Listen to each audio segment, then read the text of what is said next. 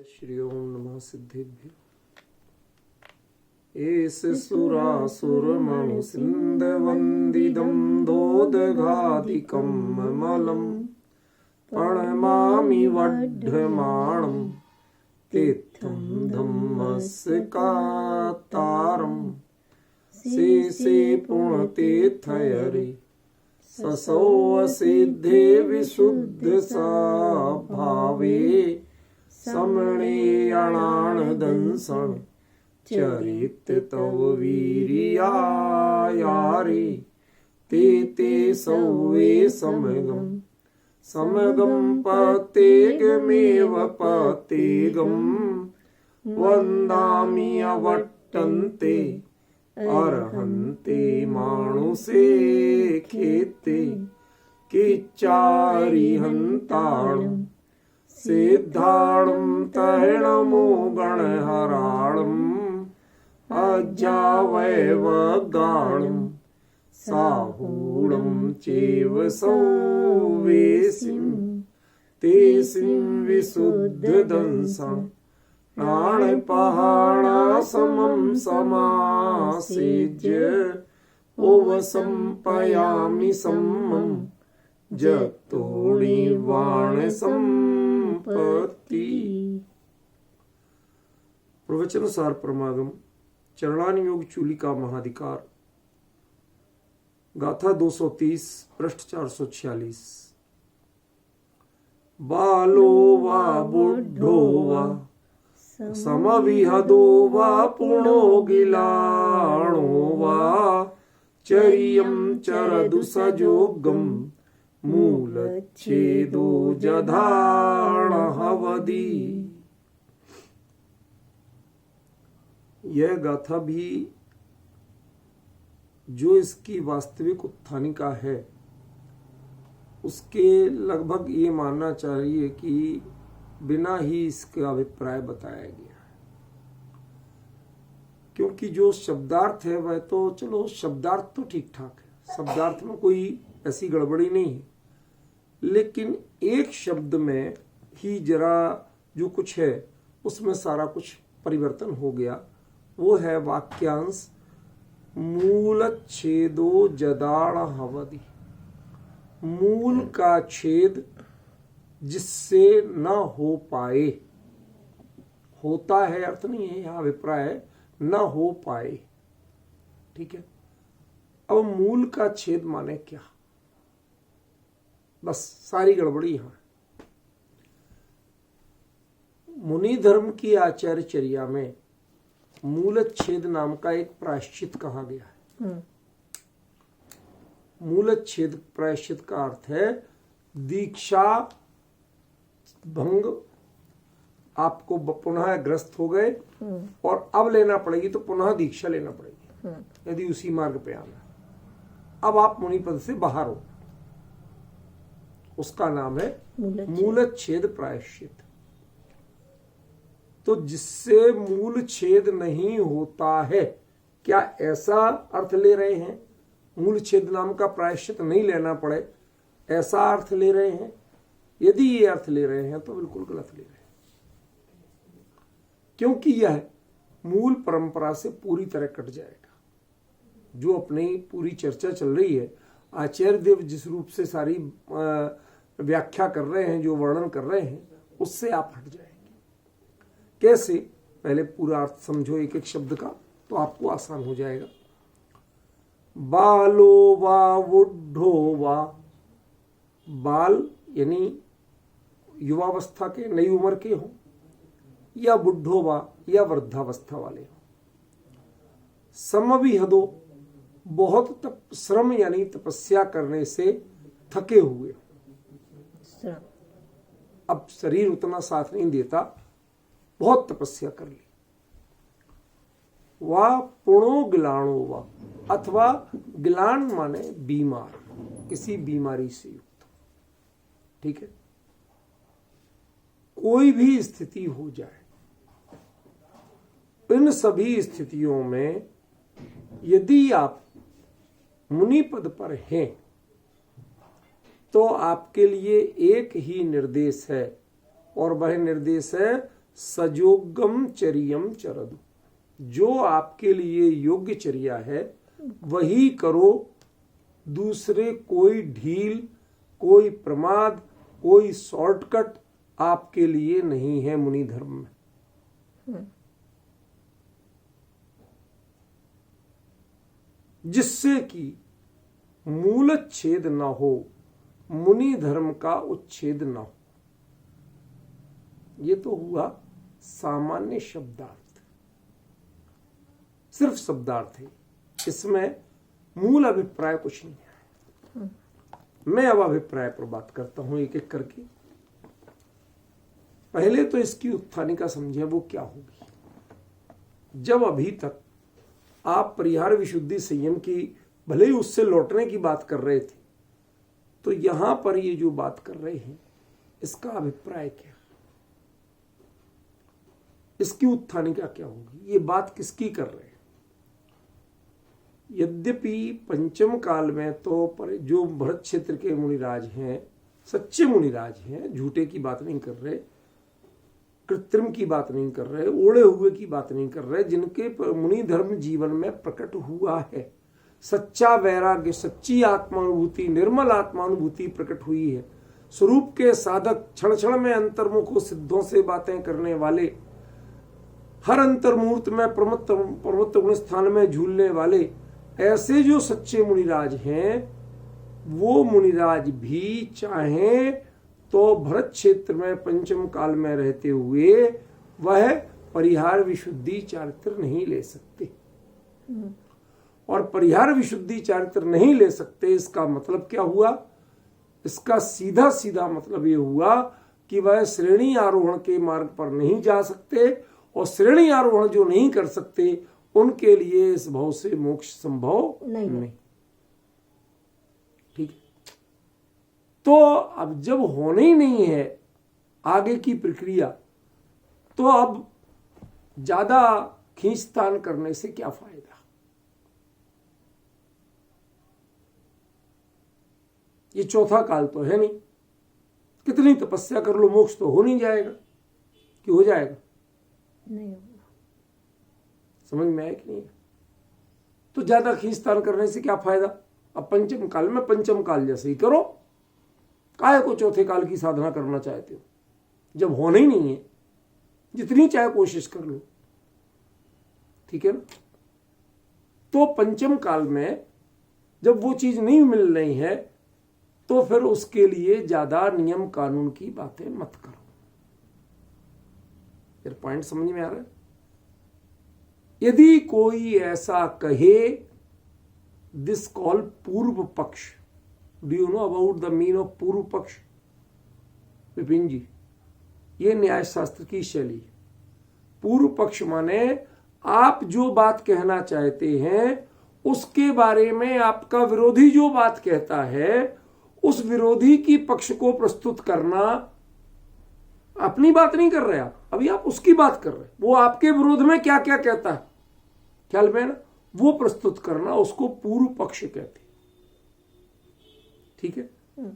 ऐसे ही जो लोग, ये बात आज की ही नहीं है, ये बात कुंद के जमाने में भी थी, उनसे पहले भी ये हो गई थी कि आप लोग जितने चाहे श्रुत केवली भी हो गए, पर क्या श्रेणियारोहण कर पाए?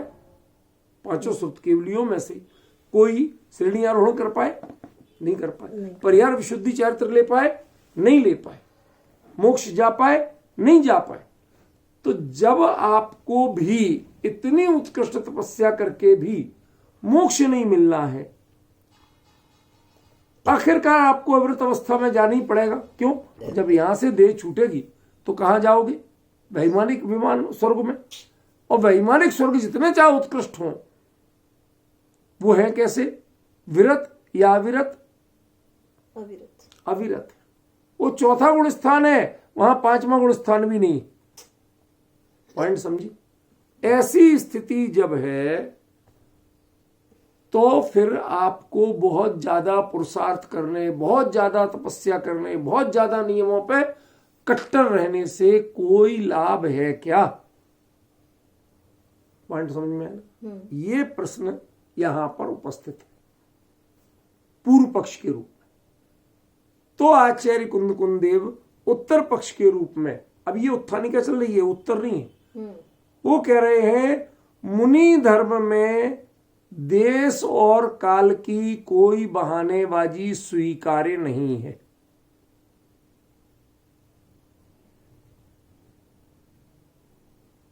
भले ही यहां परिहार विशुद्धि चारित्र नहीं होना है, लेकिन देश और काल की बहानेबाजी ये मुनि धर्म में किसी कीमत पर स्वीकार करने योग्य नहीं। पढ़ो या पिंजरा खाली करो। पॉइंट समझिए क्या कह रहे हैं। तो जो आपको परिहार विशुद्धि संयम हो या नहीं हो, इसी भाव से मोक्ष हो या नहीं हो, श्रेणी आरोहण कर पाए या नहीं कर पाए, पर आपको देश और काल का बहाना करके प्रमत्ताचरण, शिथिलाचरण, इसकी कोई अनुमति जिनवाणी या वीतराग शासन देता नहीं है। That's all. कोई कहे कि बालोवा, अभी तो ये नवदीक्षित है, नया ही नया है, क्यों? इसमें पूरा कुंद आचार्य देव का, रूपल बहन सुनना, आपके रोम खड़े होने का समय आ रहा है। सब लोगों के लिए, अकेले किसी व्यक्ति विशेष के लिए नहीं कह रहा हूं। नाम भले ही किसी एक कल है, इसको ऐसा अर्थ नहीं समझना। कुंद आचार्य देव के पूरा व्यक्तित्व, पूरा जीवन आपके सामने आने वाला है। बालोवा वही एक आचार्य थे जिनकी पक्की गारंटी है कि जो बिल्कुल बाल्यावस्था में दीक्षित हुए थे। कोई 9 साल कहते, कोई 11 साल कहते, चाहे 9 हो चाहे 11 हो, ये तो बिल्कुल बाल्यावस्था है, बच्चे की अवस्था। बालोवा। और अभी जब लिख रहे थे तब क्या स्थिति हो गई थी? बुढ़ोवा, पूरी वृद्धावस्था। समविहदो, जो मुनि धर्म की उत्कृष्ट चर्या, आजीवन वर्धमान चरित्र पर दृढ़ रहना, कायम रहना, this is not a joke, not a, मतलब किसी तरह का मजाक नहीं है, हंसी खेल नहीं है। कुछ दिन आप कर लें, युवावस्था में कर लें, कहा जा सकता है, लेकिन आप जानते हैं घोड़ा बैठ जाए, मैंने आपको बताया था, तो समझ लो गया। ऐसे ही मुनि वह बैठ के आहारचर्या करने लगा तो समझ लो गया, खत्म। समझिए, कोई भी स्थिति हो वह लेंगे तो खड़े होके ही लेंगे। इतनी स्थिति नहीं रह जाए शरीर में, इतने थक जाए, यदि शरीर थक जाए तो समझ लेना कि आप भले ही सल्लेख ना ले लो, लेकिन मुनि धर्म में शिथिलाचार करने की अनुमति नहीं है।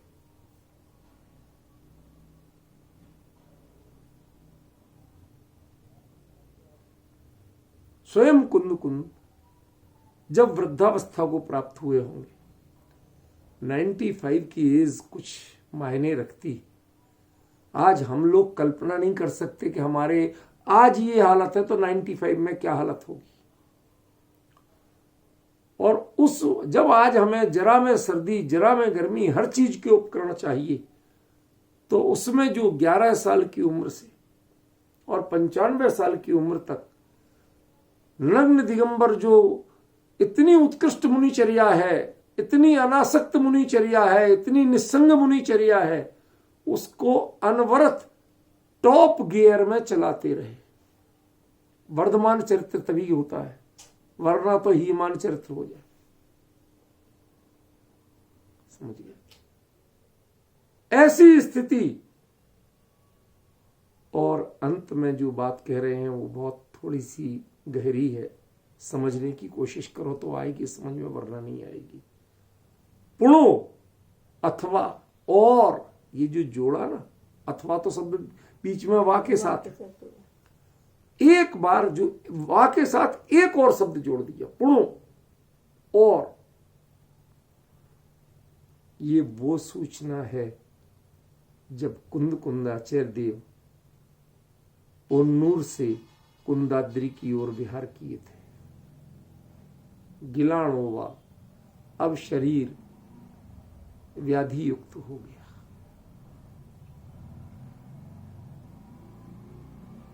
अंत समय में देखो, देह छूटने का कोई ना कोई बहाना तो होता ही है ना। कोई किसी रूप की व्याधि, कोई किसी तरह की परेशानी, छोटी मोटी ही सही। ये अंत के दो कारण जो है, समभिहदो और गिलाणो, ये दोनों कारण ये बताते हैं कि अब आप संलेखना के मार्ग की ओर बढ़िए। यदि मुनि धर्म की उत्कृष्ट चर्या शरीर की शिथिलता, बीमारी या किसी भी कारण से कदाचित बाधित होती हो या संभावना लगती हो, तो आप संलेखना के मार्ग की ओर बढ़िए।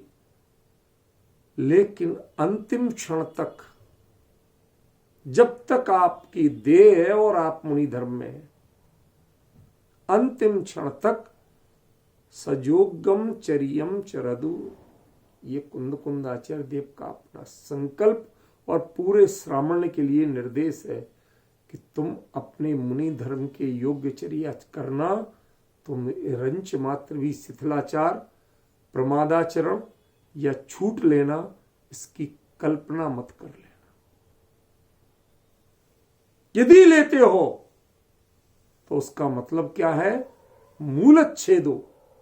ध्यान रखना, एकमात्र प्रायश्चित है, एकमात्र दंड विधान है आपके लिए कि पिच्छी कमंडल ले लिए जाए और मुनि पद से च्युत हो जाए।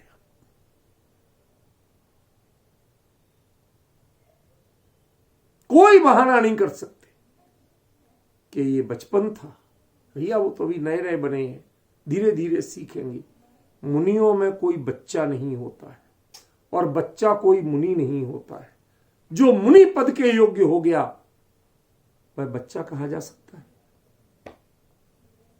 मेरी बात समझ में आ रही? जो मुनि पद की गरिमा को समझ सका और उस पद को अंगीकार कर सका, वह बाल बाल माने तो अज्ञानी होता है। क्या वो अज्ञानी हो सकता है कभी?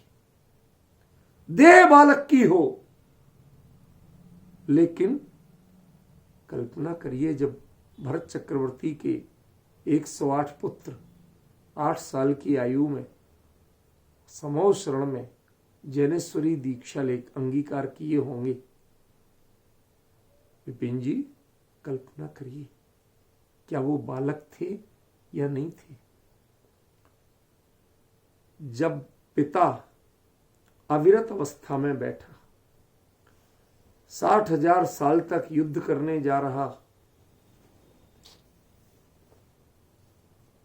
और उनके पुत्र 8 वर्ष की आयु में दीक्षा लेके स्वरूप की साधना करने जा रहे, बताइए बाल कौन है और युवा कौन है? अपने पिता को बाल बना दिया और स्वयं वयस्क बन गए। क्यों? वयस्क माने समझदारी।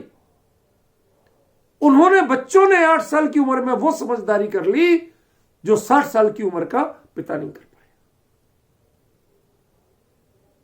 समझ रहे हो कुछ क्या कह रहा हूं? इसलिए मुनि धर्म में कोई बाल होता नहीं है।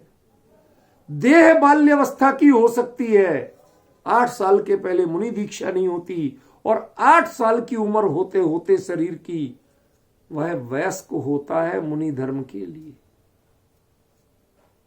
सुपात्र होता है, परिपूर्ण होता है, वह अपूर्ण नहीं होता। उसको बेचारा नहीं कहा जा सकता, उसके लिए किसी बात का एक्सक्यूज नहीं कहा जा सकता, उसे शाबाशी नहीं दी जा सकती। बात समझ रहे हो कुछ? मुझे स्मरण है, आदरणीय पंडित फूलचंद जी सिद्धांत शास्त्री जब जयपुर में पढ़ाने आए तो हम लोग, मैं सबसे छोटी उम्र का था उस समय, 13.5-14 साल की उम्र का। जतीश भाई लगभग 32 साल की उम्र के थे, बाकी अभिनंदन जी वगैरह ऐसे ही अलग अलग एज ग्रुप में थे। सबसे सीनियर मोस्ट जतीश भाई, सबसे छोटा मैं। समझ में, वो पढ़ाने आए तो उस समय कोई बात का उत्तर पूछा, दे दिया।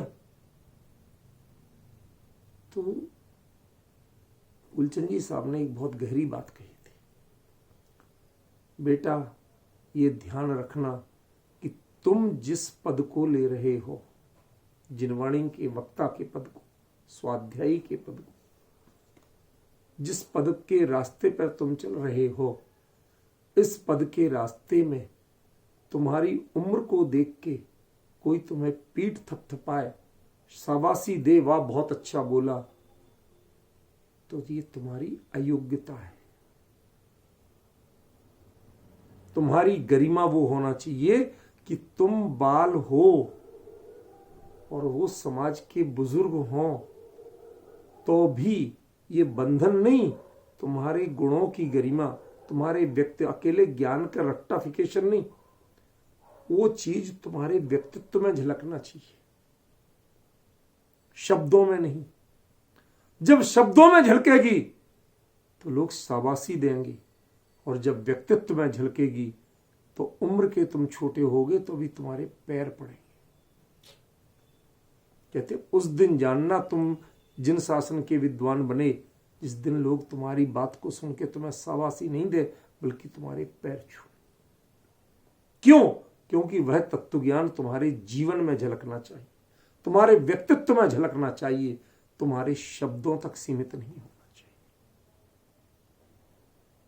पॉइंट समझ रहे? एक कल का लड़का नहीं। आपने जिन शासन को, जिन वाणी को यदि आत्मसात किया,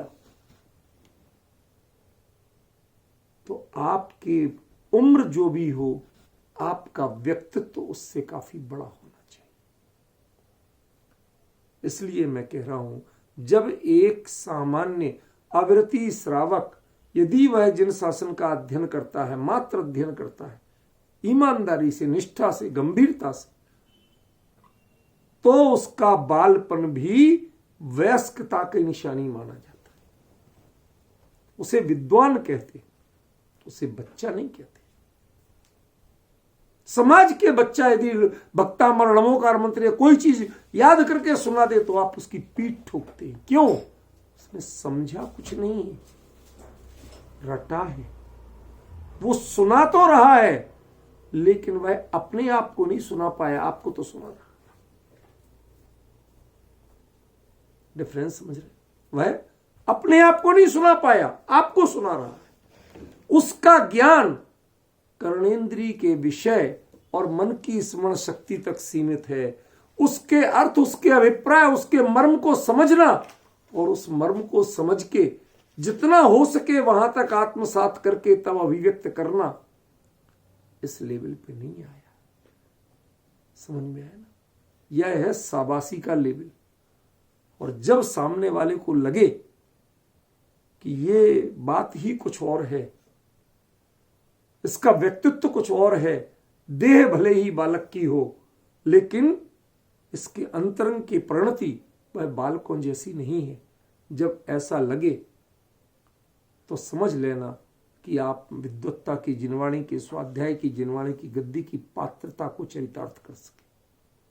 ये पंडित फूलचंद जी साहब के वचन है, सन 1977। आज की बात नहीं बता रहा हूं, समझ गया? जब एक अविरति श्रावक के लिए ये कहा जा सकता है, जिन शासन के स्वाध्यायी के लिए ये कहा जा सकता है, जिनवाणी की गद्दी पर बैठने की पात्रता के लिए कहा जा सकता है कि तुम देह के भले ही बाल हो, लेकिन जब इस गद्दी पर बैठते हो तो तुम्हें बालपने की बातें नहीं करना। हमें स्मरण है अच्छी तरह से कि एक हमारे वहीं के साथी, वो कहीं गए स्वाध्याय के लिए, तो क्या बोले? अभ्यास तत्व का, जिनवाणी का गहना बयान सब कुल परंपरा से या माहौल में रह के शब्द रटे थे, दृष्टांत रटे थे, लेकिन बोले क्या, अपनी मौलिकता क्या दिखाएं? वो दृष्टांत तो सब जानते कि फला पंडित जी के हैं। विपिन जी आप सब समझ रहे हो क्या?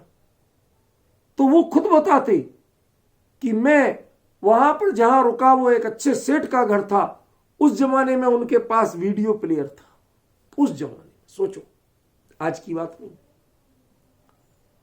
वो कहते बड़े गर्व से, मैं दिन में 3 मूवी देखता और 3 प्रवचन करता था। एक मूवी के दृष्टांत लेके एक प्रवचन, दूसरी मूवी देखी दूसरा प्रवचन। आप सोचिए, वो आज भी हैं और आज के बड़े हिट वक्ता कहलाते हैं। मैं उनकी बात नाम किसी का नहीं लूंगा, समझ रहे ना? क्यों? क्योंकि आप लोग नाम लेते ही या कुछ कहते ही कहीं के कहीं पहुंच जाते। मैंने एक दिन कहा, श्रीमती इंदु जैन वो साहू अशोक जी की सहधर्मिणी के लिए कहा था, और लोगों ने किसी ऐसे ही अपने आप के लिए कुछ भी कहने वाली इंदु जैन को समझ लिया। समझिए ना? तो आप लोग कंफ्यूज्ड बहुत जल्दी हो जाते हैं। मैं किसी गरिमा की बात कर रहा हूं, समझिए, इसलिए नाम नहीं ले रहा, लेकिन ये यथार्थ है। जिनवाणी की गद्दी पे निंदा करना मेरा उद्देश्य नहीं है। मेरा उद्देश्य क्या है? आपने तालियां पड़वा ली, क्यों? लोग सुनने वाले भी श्रोता ज्यादातर उसी वर्ग के थे। तालियां पड़वा ली, मनोरंजन कर लिया, लेकिन सच बताइए, किसी के चित्त को जिनवाणी के वचनों की ओर आकर्षित कर सके? आप अपनी सभा के वक्ता हिट हो गए, भीड़ को जोड़ने वाले तो हो गए, लेकिन माफ करना, वह भीड़ किसी तत्व ज्ञान के लिए जुड़ी थी या मनोरंजन के लिए? वह आपकी शैली पे जुड़ी थी या ज्ञान की गरिमा पर? वयस्क होके भी आप बाल थे, और कई लोग बाल होके भी वयस्क होते। मुनि धर्म में कभी कोई बाल नहीं होता, बच्चा नहीं होता। देह बच्चे की हो, लेकिन मुनि धर्म बच्चों का खेल नहीं होता। वह हमेशा परिपूर्ण ही होता है, अपूर्ण नहीं होता। उसकी अपनी गरिमा होती है, मर्यादा होती है। उस मर्यादा का उल्लंघन चाहे वो बाल हो या वृद्ध कभी कर नहीं सकता। समझ रहे हो? क्या आश्चर्य संकेत करना चाहिए। रिव्यू कर रहे, review, do you know what is the means of review? Naveen ji, भाई साहब, रिव्यू माने अपना पूर्वावलोकन।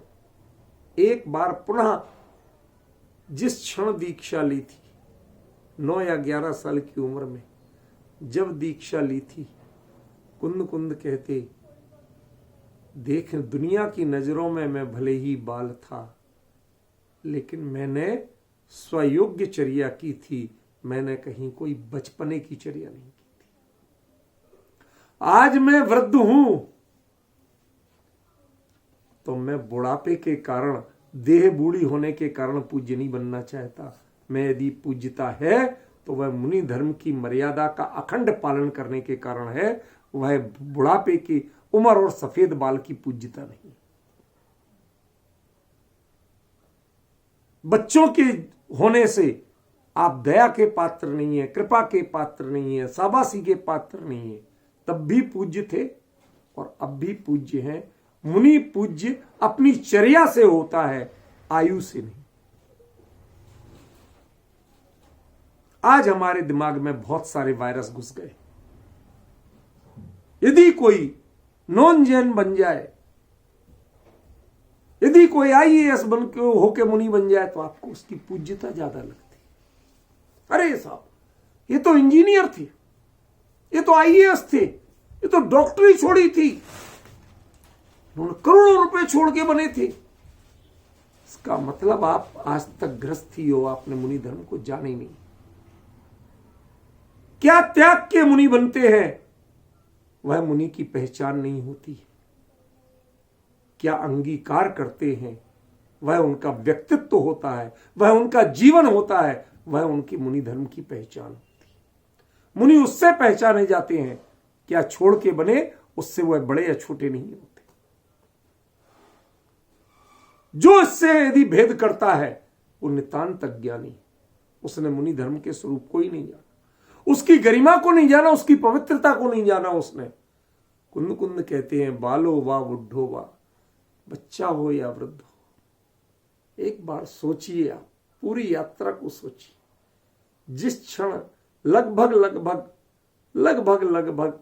85 साल पहले जिस क्षण दीक्षा ली थी, वो क्षण स्मरण में आ रहा है, वह क्षण आंखों में झूल रहा है।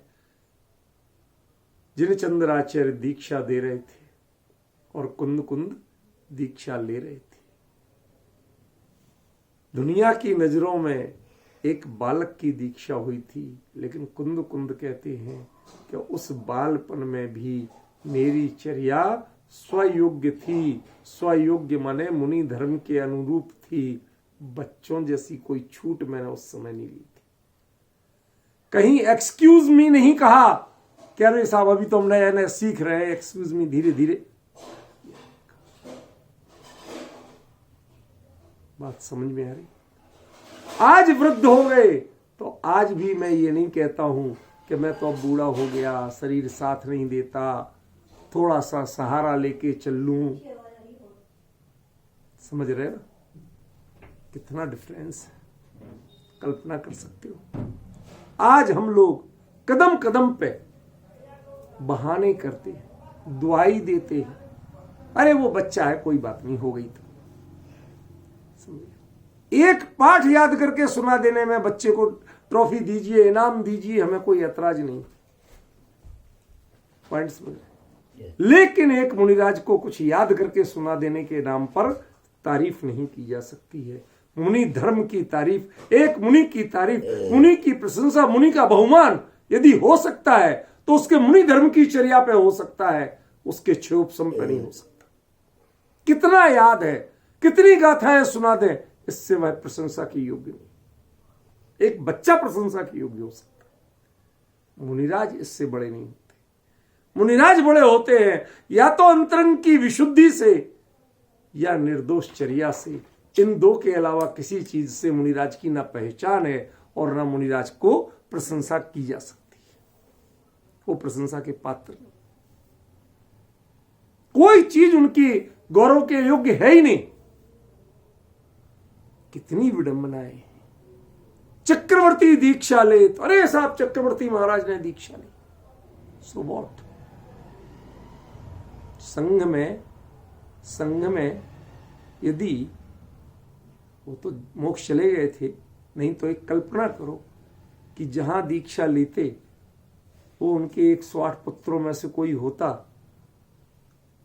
यद्यपि इन्हें तो संघ का नियम कुछ निभाना नहीं पड़ा क्योंकि अंतर्मूर्त में केवल ज्ञान हो गया था, लेकिन कल्पना करिए हर कोई के साथ इतना पुण्य नहीं जुड़ा होता है, हर किसी के साथ इतने सुसंयोग नहीं जुड़े होते। तो वो यदि दीक्षा लेके और उसी संघ में बैठते तो वह वंदना करते या प्रतिवंदना? अंतर समझे नवीन जी? मैं क्या शब्द बोल रहा हूं? जो जूनियर या शिष्य होता है वह वंदना करता है, और जो गुरु होता है, वरिष्ठ होता है, वह प्रतिवंदना करता है।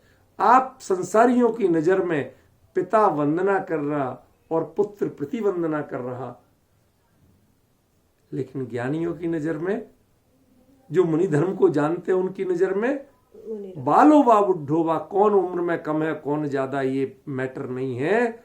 ये मुनि धर्म में अभी नए पहुंचे हैं और ये वरिष्ठ हैं। जो नए आए हैं वो वंदना कर रहे हैं, और जो मुनिचर्या में प्रगाढ़ हुए हैं वो प्रतिवंदना कर रहे हैं। पॉइंट को जरा समझने की कोशिश कीजिए।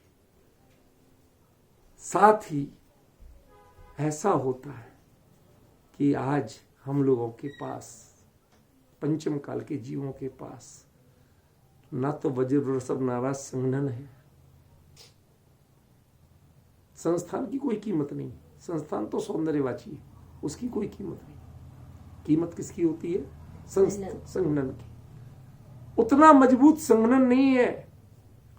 और निरंतर आप तपस्या करते रहे, बिल्कुल कंसिस्टेंटली, बिल्कुल छोड़े ही नहीं, वो अपनी मर्यादा को छोड़े ही नहीं, कभी किसी का सहारा ले नहीं, वही विशुद्ध चर्या, वही उत्कृष्ट चर्या, वही उतने श्रम प्रधान चर्या। समाधि है दो। उस श्रम करते करते मुनि धर्म को, यह श्रम माने तपबाची, भले ही वो बहिरंग तप हो पर तपबाची, वो करते करते जो अभियत हो गया, क्या करें, शरीर की भी एक लिमिट है। ये वज्रवृषभ नाराज संघनन नहीं है,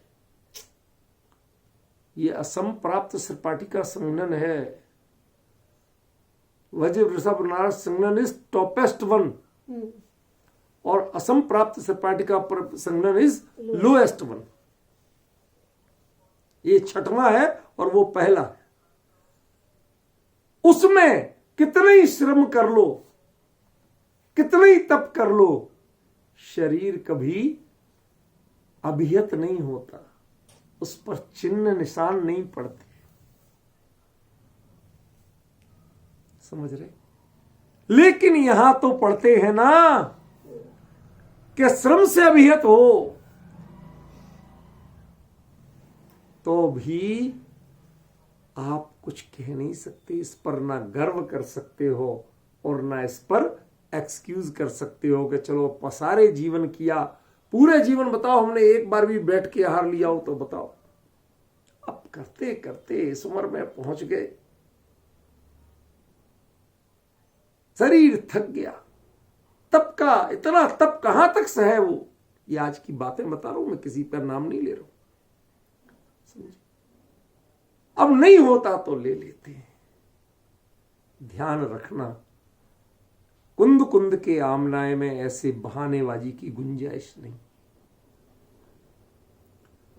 ये कुंद कुंद का आदेश है पूरे श्रावण के लिए, पूरी निर्ग्रंथ मुनि परंपरा के लिए, दिगंबर मुनियों के लिए आदेश है कि आप कभी इसका बहाना नहीं बनाएंगे कि मैं तो तपस्या करते करते अब शरीर उतना साथ नहीं देता, पूरे जीवन खूब किया।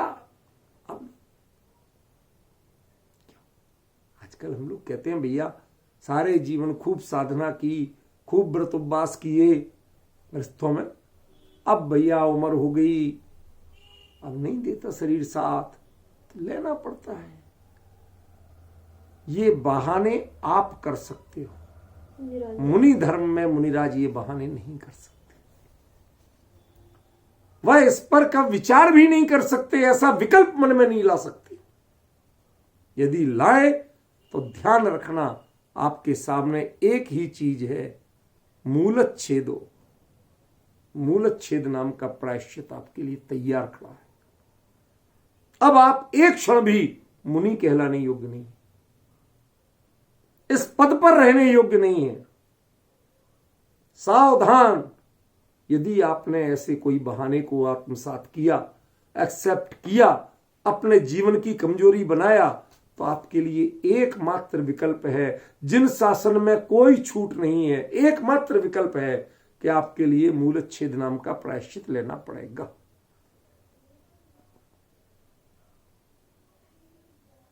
जो लोग इस तरह के बहाने करते हैं वो कुंद कुंद जिनकी आप जय बोलते हैं, मंगलम कुंद कुंदाद्यो बोलते हैं, यदि वो आद्य थे, वह शिरोमणि थे, तो आप उसी ट्रेन का डिब्बा बन रहे हो। इंजन जहां जाएगा ट्रेन को, डिब्बे को भी वहीं जाना पड़ेगा, वरना ड्रिलमेंट कहलाएगा। कहां गए अमित जी? बिटिया की शादी की बात तो बिल्कुल ही गायब दिख रहे, दिख ही नहीं रहे आजकल, तो ही पता नहीं चलता है इनका। रेलवे के है ना, इसलिए उनको याद कर रहा हूं मैं। ड्रिलमेंट कहलाएगा। इंजन जहां जा रहा, यदि डिब्बा उसी चाल उसी पटरी पे नहीं चलता, स्पीड भी कम करे कि डिब्बा कहे मैं अपनी चाल चल लूंगा और इंजन अपनी चाल चले, ड्रिलमेंट होगा या नहीं?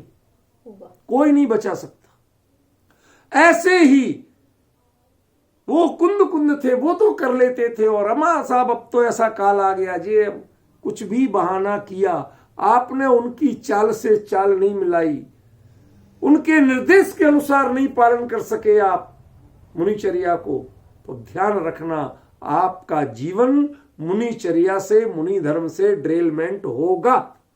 आप उस पटरी पर नहीं रह सकेंगे, आप मुनि कहलाने लायक नहीं रह सकेंगे। एक कुंद कुंद कह रहे, भाई मैं नहीं कह रहा, मैं कौन होता हूं किसी को फरमान सुनाने वाला, ये तो मैं इसका अर्थ कर रहा हूं, समझ में। और इसके बाद में बड़ी बात कहती है, पुणो गिलाणो। अब यहां ध्यान देना,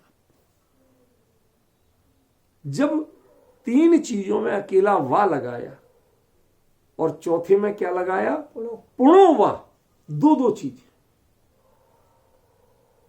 भाई बाल हो अथवा वृद्ध हो अथवा श्रम अभिहत हो अथवा गिलान हो, ऐसा होता तो चारों एक लेवल पे आ जाते। लेकिन आचार्य ने एक शब्द जोड़ दिया, पुणो। ये शब्द बताता है कि कुंद कुंद देह की स्थिति देखते हुए सल्लेखना के मार्ग पर गए तो थे, लेकिन अंत समय तक वो बीमार नहीं हुए थे, कोई रोग ने नहीं घेरा था।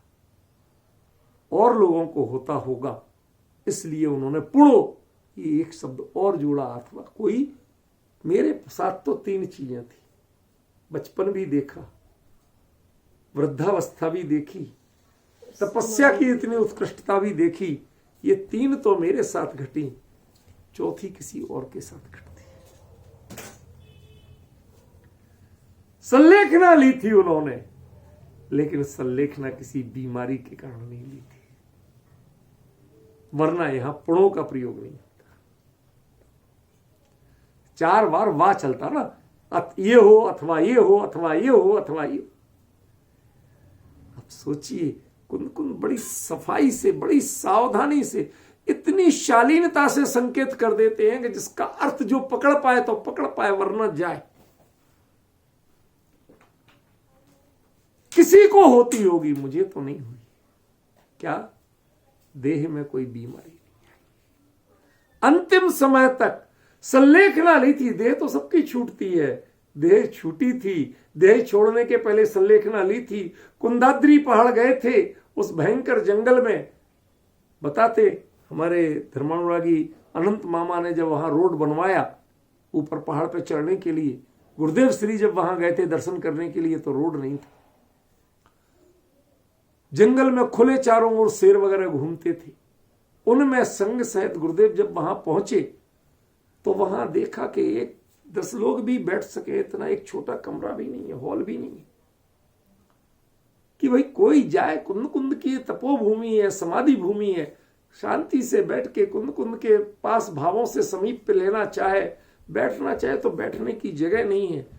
तब गुरुदेव ने संघ के लोग जो साथ में गए थे, संघ माने तीर्थ यात्रा संघ, संघ माने कोई मुनि संघ की बात नहीं कर रहा हूं, जो गए थे उनसे ऐसे ही संकेत भर किया कि यहां कुछ ऐसा होता तो अच्छा।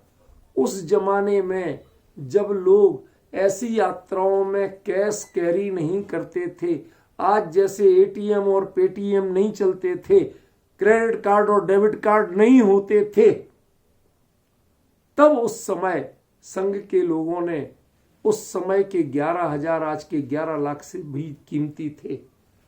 मेरे पास वो शिलालेख प्रमाण है उस समय जो लगा था।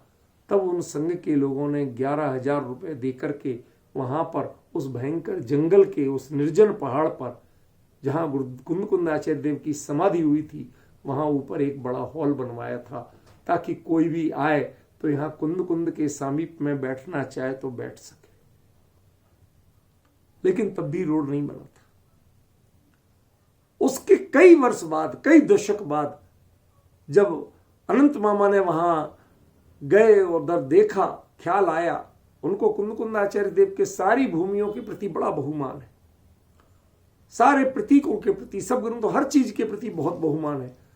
तो उन्होंने कहा, गुरुदेव ने जिस जगह को इतना महिमा की, जिन कुंद कुंद की इतनी महिमा की, तो वहां गए, वहां उन्होंने रोड बनवाया, स्पेशल इंजीनियर लिए, जिनके आज भी वो 20 साल बाद भी वो रोड आज अक्षुण्ण है। आज आपके रोड बनते हैं भाई साहब साल 6 महीने में मरम्मत मांगने लगते, चलते नहीं। उन्होंने कह के बनवाया, भैया देखो तुम पैसा फालतू ले रहे, लेकिन मेरा यहाँ बार बार का हमरे हिम्मत नहीं है सही बनाना। और जो हमारे एक उज्जैन के मुमुक्षु स्वाध्यायी हैं, उम्र में मेरे से भी बहुत बड़े हैं, वो उस पूरे प्रोग्राम में वहां रहे कि हाँ साहब रोड बने, हम देंगे अपना योगदान, श्रम दान। जहां मजदूर बैठ रहे हैं, दोपहर में भोजन करने का समय होता, मैं मिला उन लोगों से, वो कहते भाई साहब हम भोजन करने बैठते थे, सिर बगल में बैठता था आके, वो देखता था ऐसे, कहते हम लोग उससे नहीं डरे और वो हमसे हमें डिस्टर्ब नहीं करता था। समझ रहे हो? ऐसी जगह जाकर के कुंद ने जब देह भले ही छोड़ी, लेकिन वह देह छोड़ते समय किसी बीमारी के कारण देह नहीं छूटी थी। अन्यथा कुंद पुणो गलाड़ो वाणी कहते, पुणो शब्द बीच में नहीं जोड़ते। क्यों? ये 3 चीज तो उनके जीवन में घटी थी, वो भी खाली देह की अवस्थागत, वो ऐसी नहीं थी कि उससे वो प्रभावित हुए थे या उसका उन्होंने एक्सक्यूज मांगा था कि मैं तो बच्चा हूं इसलिए चल जाए। नहीं, उसकी चर्या तो उसके मुनि धर्म के योग्य ही की थी। ख्याल में ना? ये निर्देश कौन दे सकता है? जो खुद पे अप्लाई करे वो दूसरे को कह सकता है, जो खुद पे अप्लाई नहीं करता वो दूसरे को कहने का अधिकारी नहीं होता। कुंद पूरी श्रावण के लिए निर्देश दे रहे हैं। इसका मतलब क्या है कि वह स्वयं इस चीज को अपने जीवन में पूरी तरह से पालन किए हुए थे, सिर्फ एक चीज को छोड़कर, और वो क्या? ग्लाणोवा। ये हो सकती है, देह में बीमारी हो सकती है, लेकिन वह मेरी बात नहीं, पुणो किसी और की बात है। 3 चीजें तो मेरे साथ घटित हुई, लेकिन चौथी मेरे साथ घटित नहीं हुई। समझ गए ना? इसका ये संकेत है। कुंद के हृदय में जाके बैठो भैया एक बार, तो कुंद के एक एक शब्द उससे पूरा जैसे अमृत का झरना झर रहा हो आपको पूरा मिलेगा। आप दूर बैठ के बात करते हो तो आपको अर्थ नहीं मिलती। आप कहते कहां लिखा? पुणों का अर्थ कहां होता? डिक्शनरी में। तुम डिक्शनरी, यही तो कमी है, आप डिक्शनरियों से खोजते हैं।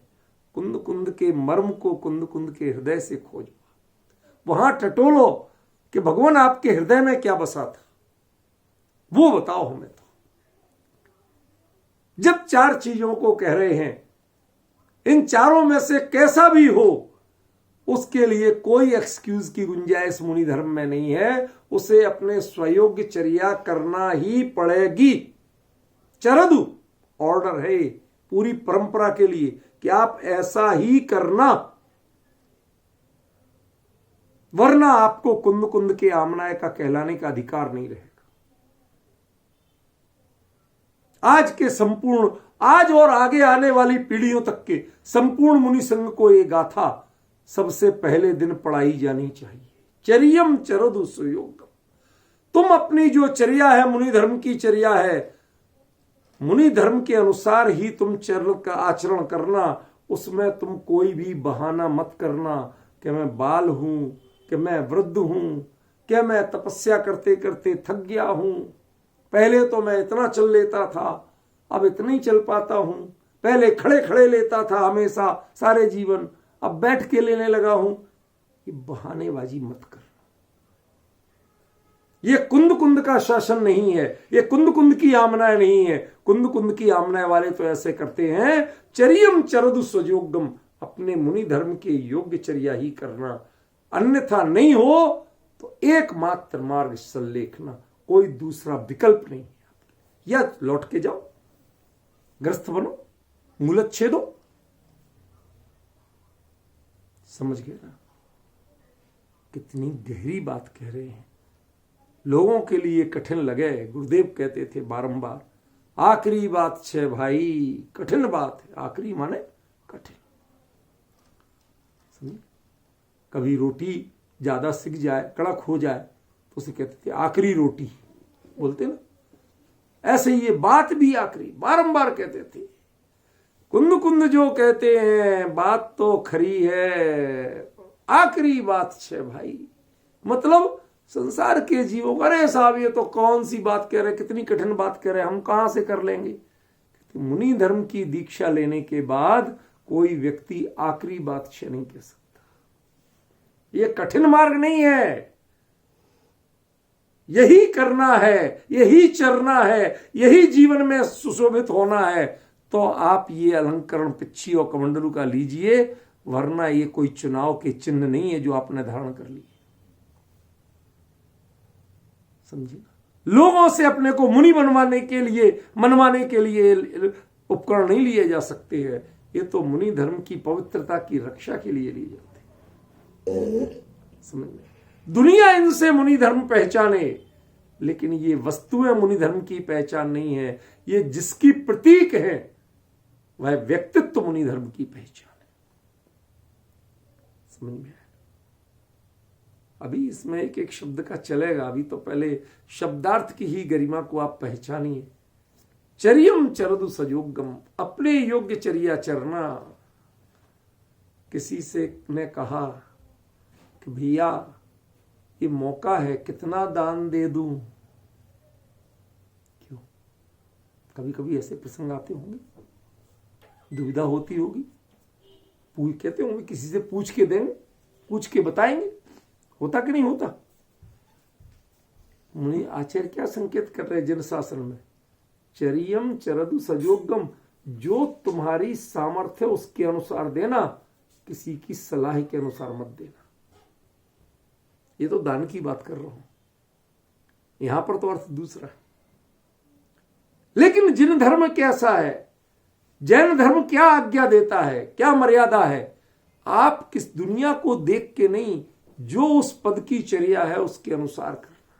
यदि आप मुनि बने हो तो मुनि के योग्य चर्या करना, फिर दूसरे बहाने मत करना कि पंचम काल है, परिहार विशुद्धि तो होना नहीं है, फला नहीं है, ढिमका नहीं है, जैसे श्रावक वैसे साधु। कोई बहानेबाजी मत कर, वरना कुंद कुंद आमनाय के नहीं रहोगे आप। कुंद कुंद के आमनाय में रहना है, मंगलम कुंद कुंदाद्यो कहना है, तो आपके लिए नियम पालना होगा कि चरियम चरदु सजोगम, जो मुनि धर्म के योग्य चर्या है वही करना पड़ेगी। परिग्रह रंच मात्र नहीं रख सकते तो नहीं रख सकते, रंच मात्र भी परिग्रह रखा तो आपको मूलच्छेद प्रायश्चित के पात्र हैं। आप मुनि कहलाने के योग्य नहीं रह जाते। कौन कह रहा है? यह कुंद कुंदाचार्य निर्देश दे रहे। कहते ध्यान रखना, यदि मेरे और सामने अदालत में आ गए तो मेरे पास दूसरा विकल्प नहीं है। क्या? ये इनका जो रूपल बैंड का देश है ना, दुबई और जो दूसरे सऊदिया, इन पे एक चॉप स्क्वायर होता है। जो वहां के नियम और मर्यादा का पालन नहीं हुआ तो वहां यहां इंडिया जैसी अदालतें, इधर केस लड़ो, हाई कोर्ट, दुनिया है, कुछ नहीं है। वहां जज ने और ज्यादा भूमिका नहीं बनाते, सीधा मृत्युदंड, और उसके लिए डेट नहीं, सुनवाई नहीं, किसी राष्ट्रपति के पास एप्लीकेशन नहीं। वहां ले जाओ चॉप स्क्वायर और वहां चॉप कर दो, सर कलम कर दो, विकल्प नहीं है। इसलिए वहां अपराध उतने नहीं होते। अपराध जीवन में कब होते हैं कि यदि दंड का प्रावधान उसको ईमानदारी से, दृढ़ता से नहीं पाला जाए तो अपराध बढ़ती है। समझ में आया? इतनी सी ड्रग लेके गलती से यदि दुबई के एयरपोर्ट पर पकड़े गए, आप दुबई में तो कभी प्रवेश नहीं कर पाओगे, आप सीधे जेल जाओगे और उसका दंड सीधा एक है, दूसरा दंड नहीं। क्यों? उन्हें उसको पूरे देश को ड्रग से मुक्त रखना था, नशे की आदतों और दुष्प्रभाव से मुक्त रखना था। सीधा ऐसे ही जिन्हें मुनि धर्म को शिथिलाचार से मुक्त रखना है, उनके पास एक ही सीधा प्रायश्चित है, मूलच्छेद। बीच के बहानेबाजी मत करो। 2 दिन का उपवास कर लो, 4 दिन का उपवास कर लो, कोई प्रायश्चित नहीं है। यदि मुनि धर्म के विरुद्ध किसी भी बहाने से कोई शिथिलाचार किया है तो एक प्रायश्चित है सिर्फ, और उस प्रायश्चित का नाम है मूलच्छेद। ध्यान रखना, यदि तुम्हें मूल छेद से बचना है तो मुनि धर्म की चर्या का पालन करना ही पड़ेगा। उसकी बाहरी पवित्रता को तुम खंडित नहीं कर सकते, अंतरंग पवित्रता को तो तुम खुद पहचानोगे या केवली पहचानेंगे, तीसरा पहचानने वाला नहीं। बाकी लोग तो बहिरंग पवित्रता को ही देख पाते हैं, समझ पाते हैं, भांप पाते हैं। इसलिए और उसमें साफ कह दिया, यदि बाहरी आचरण में चाहे वो परिग्रह हो या जनवाणी के विरुद्ध बोलना हो या गृहीत मिथ्यात्व का पोषण करना हो, कुछ भी ऐसे कार्य हैं, यदि रंच मात्र भी गलती की तो एकमात्र प्रायश्चित है। कुंद कुंद कहते हैं कि मैं वो आचार्य नहीं हूं जिसके लिए दाएं बाएं यदवा तदवा कोई बहाने की गुंजाइश कुछ नहीं है, सीधा मूलच्छेदो जधाड़। ध्यान रखना, यदि तुम्हें मूल छेद से बचना है तो ऐसे कोई बहाने मत करना, मुनि धर्म के योग्य ही चर्या करना।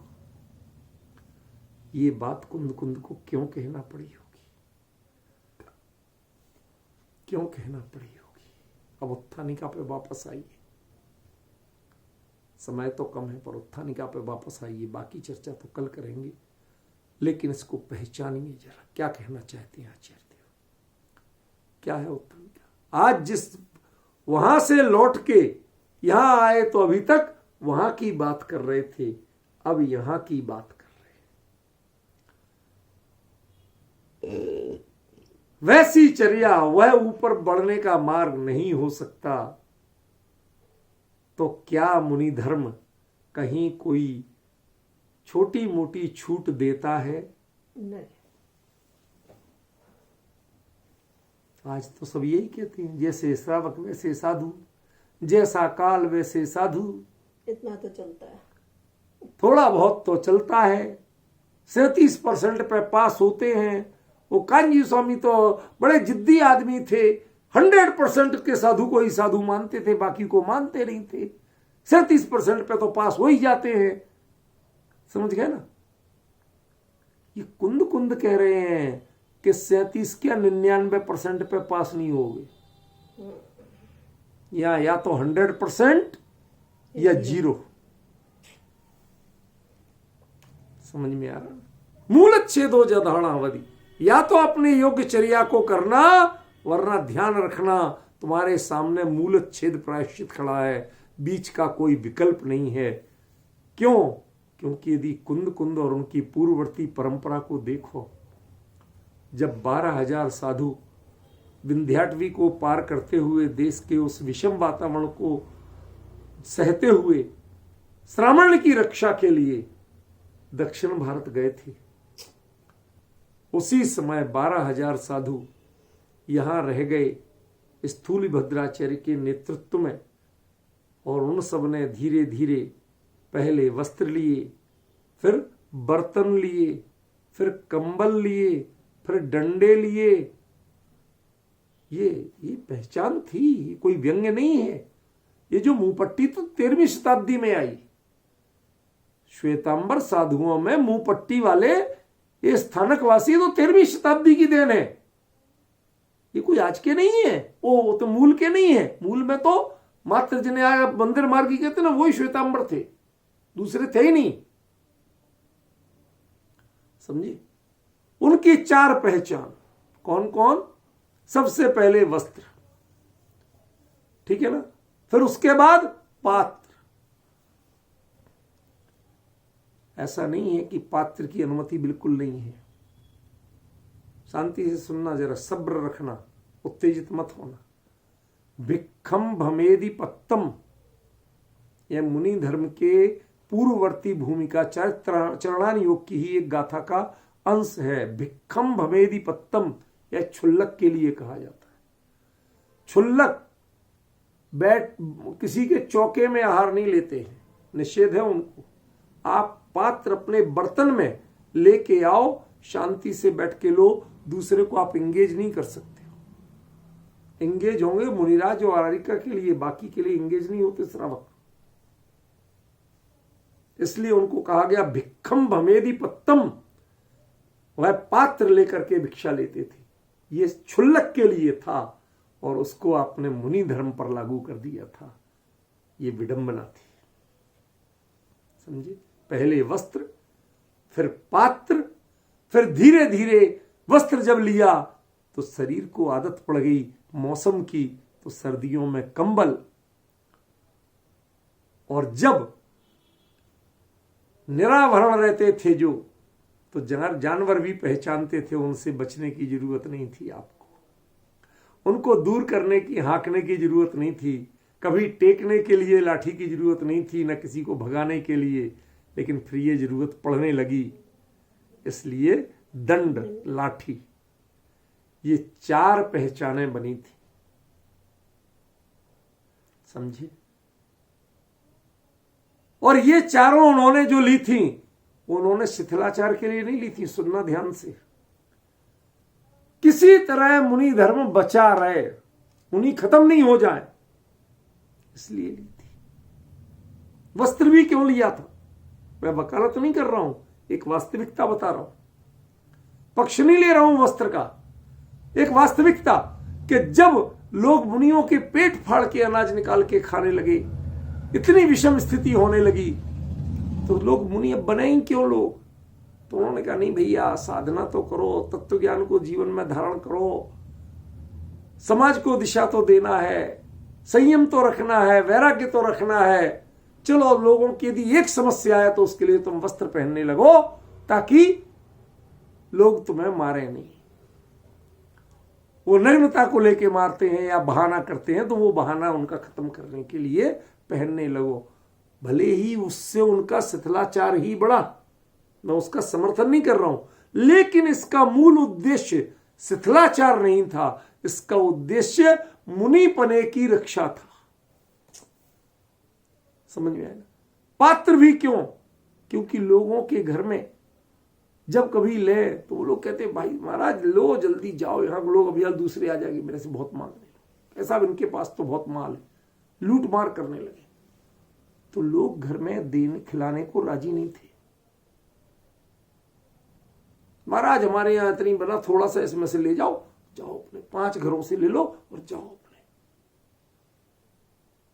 सोचो, यहां पड़गाहन करके, अनुरोध करके, भावपूर्वक 3 प्रदक्षिणा देके है, और कितनी विनय से आहार देते हैं और धन्य मानते हैं। और उस समय स्थिति क्या आ गई थी, महाराज थोड़ा लो और जाओ यहां से, अभी दूसरे लोग आएंगे, इनके सेठ के पास बहुत माल है, लूट लो। डर के मारे भैया बच्चों के लिए थोड़ी सी खिचड़ी बनाई हमने, तो लेके जाओ, तो पात्र की जरूरत है। एक घर से कोई देने को राजी नहीं, घर पे दरवाजे पे खड़े रखने को राजी नहीं, हम तो किसी तरह बच्चों का पेट पाल रहे, ऐसे बहाने करने लगे थे। तो पात्र की जरूरत पड़ी कि 5 घरों से थोड़ा थोड़ा ले लो। अब ये 5 घरों से ले लो की मर्यादा पता क्या थी विपिन जी? आज भी दिगंबर मुनिराज को एक ही पंक्ति, माने आपके घर के उसी लाइन में, सामने रोड क्रॉस करके नहीं, उसी लाइन में 5 घरों से यदि लोग, जिनके यहाँ चौका तो लगा लेकिन वो आहार नहीं दे पाए, क्यों? उनके यहाँ पड़गा ही नहीं गया, पड़गाया किसी एक घर में गया, तो 4 घर के लोग उनके घर स्वामी की अनुमति पूर्वक साथ में अपना शुद्ध आहार जो बना था वो लेके आ सकते हैं, और चौके में उस थाल में रख सकते हैं, मुनिराज देख लें, और अपनी मुनि धर्म की मर्यादा के अनुकूल जान के ले सकते हैं। तो वो 5 घरों का ले सकते हैं, लेकिन ये नहीं कि बर्तन लेके 5 घरों से मांग के ले आए। ये विडंबना वहां पहुंच गई, समझ रहे आप? इस इतिहास को भी देखी, ये कुंद कुंद के पहले ये सब घटित हो चुका था। फिर कंबल और डंडे के तो खैर कहानी क्या कहना, समझते हैं आप। ऐसी सब चीजें कुंद कुंद ने देखी थी, इनसे मुनि धर्म को बचाना था। इसलिए उन्होंने कहां तक कहा, बालो वा बुढ़ो वा समवयदो वा पड़ो गिलाड़ो वा चर्यम चरदु सजोगम मूलच्छेदो जदा। यदि ये चर्या को निर्दोष पालन नहीं किया तो आपके लिए एकमात्र विकल्प है मूलच्छेद प्रायश्चित।